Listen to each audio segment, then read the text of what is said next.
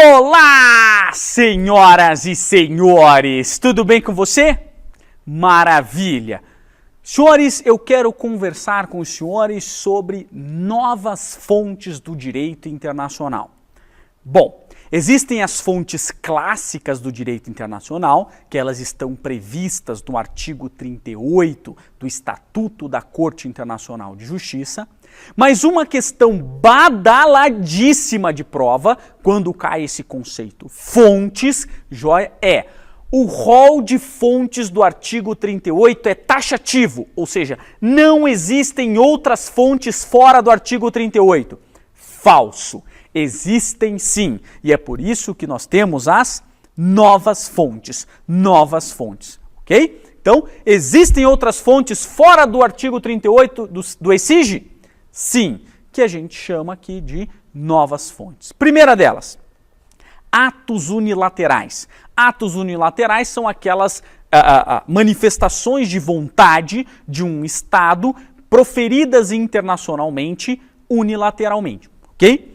O que é importante, certo, sobre atos unilaterais? Joia? Atos unilaterais são fontes do DIP, já foram declarados como fontes pela CIJ, pela Corte Internacional de Justiça, mas não estão no rol do artigo 38. Joia? Então, muito cuidado. Muitas questões de prova tentam enganar você colocando que os atos unilaterais, eles são fontes do DIP previstas no artigo 38 do ECIG. Falso. Ela não está prevista no artigo 38, mas já foi declarada como fonte pelo próprio ECIG. Em várias situações. O caso mais famoso que nós temos chama-se Nuclear Test Case entre Austrália e França. Joia? O que aconteceu lá nesse Nuclear Test Case entre Austrália e França? François de Mitterrand, vocês já leram a biografia de François de Mitterrand? Bom, leiam, certo? Um dia, não para sua prova, né? O François de Mitterrand, senhores, a biografia dele só não chama ele de bonito, senhores, certo? Só não chama. Veja, o que você acha do Berlusconi? Lembra do Berlusconi? Aquele representante italiano, né, que falava um monte de besteira, um monte de coisa. Bom, o Berlusconi foi um cara que saiu uma estatística na Itália dizendo que o número de estupros na Itália aumentou. E ele deu uma declaração dizendo, por óbvio, as italianas são lindas. Senhores, eu classifico o Berlusconi no mínimo como um fanfarrão. Imagina se nós estamos falando de um crime, de um atentado contra a mulher e ele toma uma brincadeira. Veja, você pode pensar o que você quiser, é um direito seu pensar, certo? Mas manifestar esse pensamento, especialmente se você é um representante do Estado, deve guardar para si, se for algo nesse tipo de tom. Então vejam, senhores, eu classifico o Berlusconi no mínimo como um fanfarrão. Joia? Bom, Berlusconi é brincadeira de criança perto do François de Mitterrand. François de Mitterrand era corrupto, senhores. Ele era, olha, era uma coisa louca. O que aconteceu? François de Mitterrand fez uma declaração internacional dizendo que a França não mais faria testes nucleares na Oceania. Joia? Tem uma razão militar, eu não vou entrar em detalhes com vocês sobre como é que se projeta, como é que se faz. Enfim, o fato é que isto aconteceu porque a França detém o poder de produção de enriquecimento de urânio para fins militares, consegue colocar esse urânio enriquecido, essa ogiva, na ponta de um míssil, que é uma outra tecnologia, e ela desenvolveu, certo, um algoritmo que alguns países têm apenas, que é capaz de você produzir uma bomba nuclear sem que você tenha que testar. François de Mitterrand faz essa declaração internacional. Naquele momento, todos ficam felizes no mundo, os países da Oceania ficam felizes, as ONGs internacionais ficam felizes, os peixinhos lá da Oceania piscam seus 10 olhinhos, todo mundo feliz da vida. O que acontece?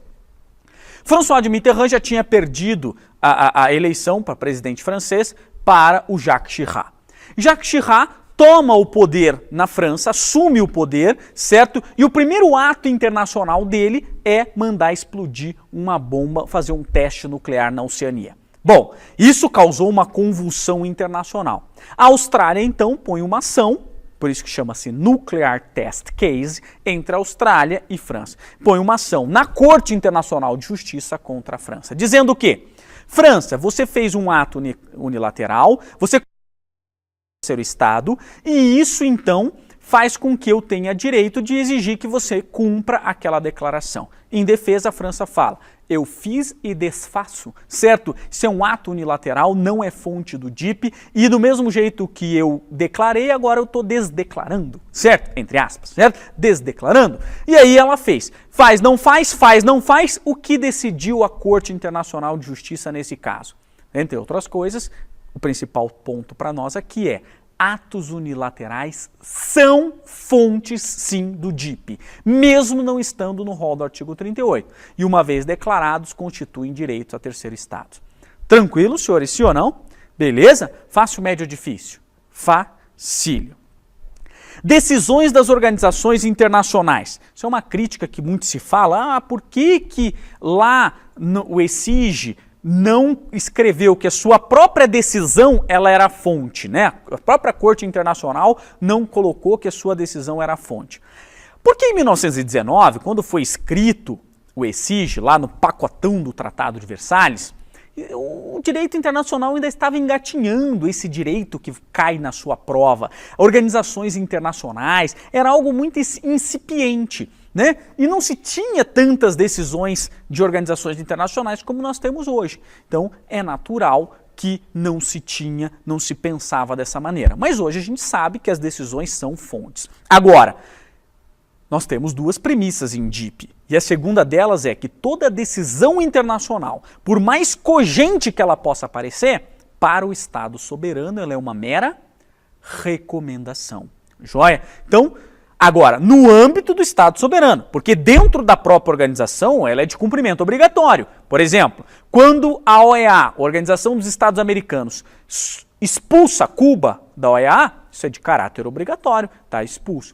Quando o Mercosul suspende o Paraguai, certo ou errado, mas ele faz isso, o Paraguai está suspenso de atuar no Mercosul, certo? Então, é de cumprimento obrigatório, certo? Então, a decisão no âmbito internacional, para o Estado soberano, é uma mera recomendação, mas no âmbito da própria organização, é de cumprimento obrigatório. Quando a Assembleia Geral da ONU solicita um parecer jurídico para a CIG, a CIG emite esse parecer jurídico e ele é de cumprimento obrigatório pela Assembleia Geral.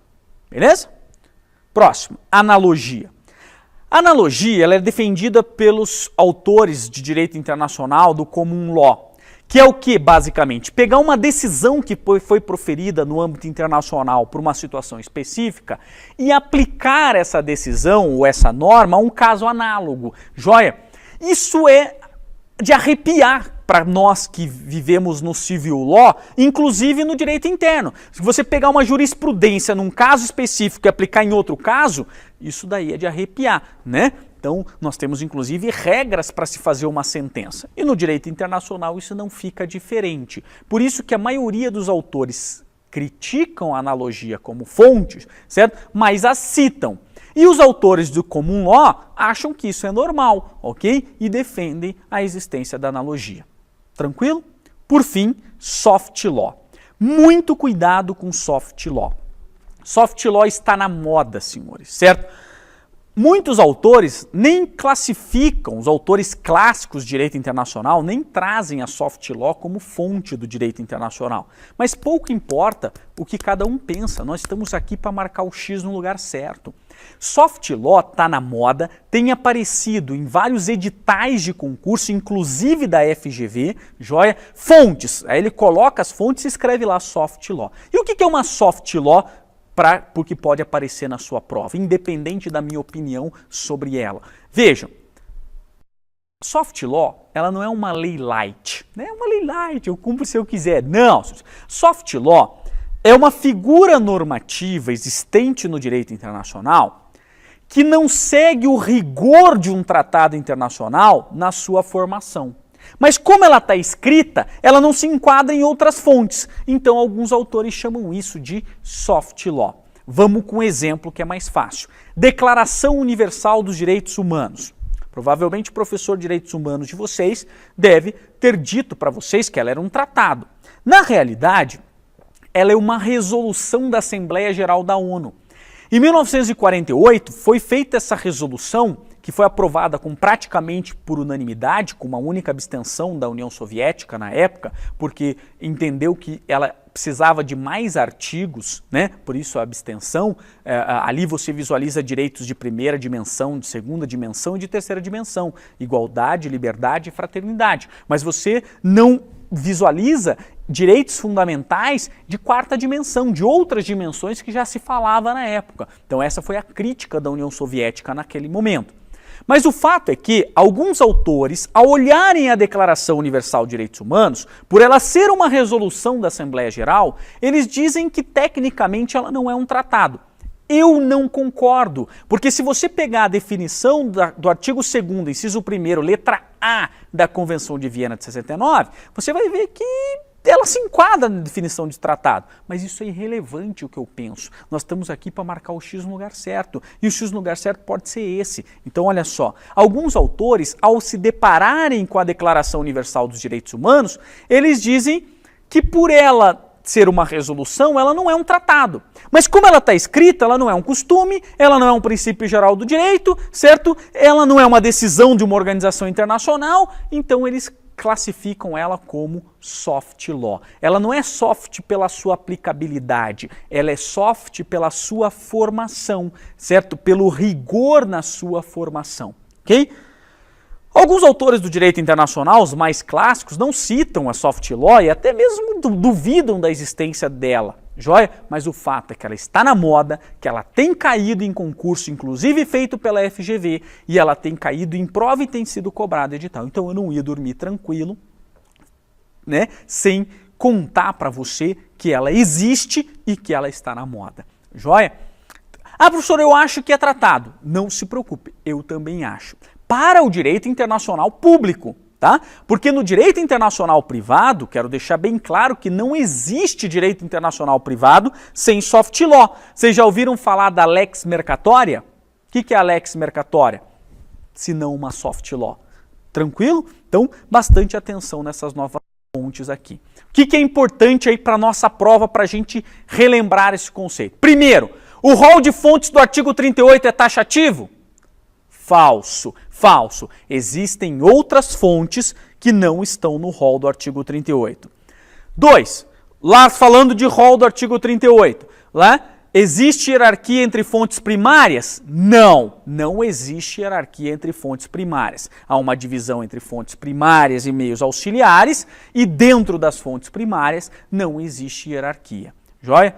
O que mais que aparece em prova? Atos unilaterais são fontes previstas no rol? Não, são fontes não previstas no rol, mas já declaradas pela CIG. Soft law são fontes do direito internacional? São. São fontes do direito internacional que não se amoldam às características de um tratado internacional? Exatamente. Tranquilo, senhores, sim ou não? Passamos pelas principais questões aí que aparecem em prova dentro dessa matéria chamada novas fontes. Relembrando um pouquinho de fontes clássicas do artigo 38. Tranquilo, senhores, sim ou não? Senhores, alguma dúvida? Alguma certeza?